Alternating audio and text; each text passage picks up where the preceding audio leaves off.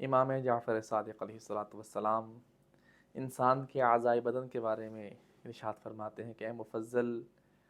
خداوند متعال نے انسان کی آنکھوں کو انسان کے ماتھے پہ کیوں بنایا؟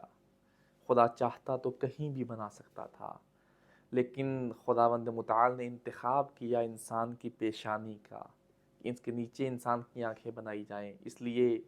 کہ خداوند متعال اگر انسان کی آنکھوں کو ہاتھوں میں بنا دیتا، انسان کی آنکھوں کو انسان کے پیروں میں بنا دیتا، تو یہ وہ اعضاء ہیں جو ہر وقت حرکت میں رہتے ہیں۔ ہو سکتا تھا ہاتھوں کی حرکت کی وجہ سے آنکھوں کو نقصان پہنچ جاتا، ہو سکتا ہے پیروں کی حرکت کی وجہ سے آنکھیں بیمار ہو جاتی، اس لیے خدا نے ہاتھوں اور پیروں میں آنکھوں کو نہیں بنایا۔ اور اسی طرح خدا نے وسط بدن میں بھی آنکھوں کو نہیں بنایا۔ خدا چاہتا تو انسان کے سینے پہ آنکھیں بنا دیتا، خدا چاہتا تو انسان کے شکم پہ آنکھیں بنا دیتا، انسان کے پیٹ پہ آنکھوں کو خداوند متعال رکھ دیتا، لیکن خدا نے نہ سینے پر رکھا، خدا نے نہ انسان کی پیٹ کے اوپر آنکھوں کو رکھا، اس لیے کہ اگر سینے پر یا پیٹ پر آنکھیں ہوتی، انسان ہر چیز کو اس طرح سے نہیں دیکھ سکتا تھا جس طرح کہ ابھی دیکھ سکتا ہے۔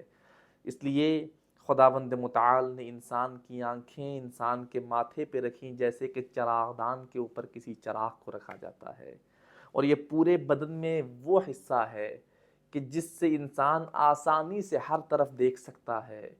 ہر شے پر نگاہ کر سکتا ہے، کوئی بھی چیز انسان کے فوکس سے باہر نہیں جاتی، بدن کا سب سے اوپر کا حصہ ہے۔ خدا نے اس لیے آنکھوں کے لیے اس جگہ کا انتخاب کیا کہ اسے ہر طرح کی بیماری سے بھی محفوظ رکھا جائے، اور انسان اپنی طرف آنے والی ہر شے کو اپنے تک پہنچنے سے پہلے پہچان لے، دیکھ لے کہ میری طرف کون سی شے آ رہی ہے۔ اگر کسی فائدے کی شے آ رہی ہے تو انسان اس کے لیے اپنے آپ کو آمادہ کرے، اگر کوئی ایسی چیز آ رہی ہے جو مجھے نقصان پہنچا سکتی ہے تو میں دیکھ کر محتاط ہو جاؤں، اور محتاط ہو کر اپنے آپ کو بچاؤں کہ وہ چیز مجھ تک نہ پہنچ سکے۔ والسلام علیکم ورحمۃ اللہ وبرکاتہ۔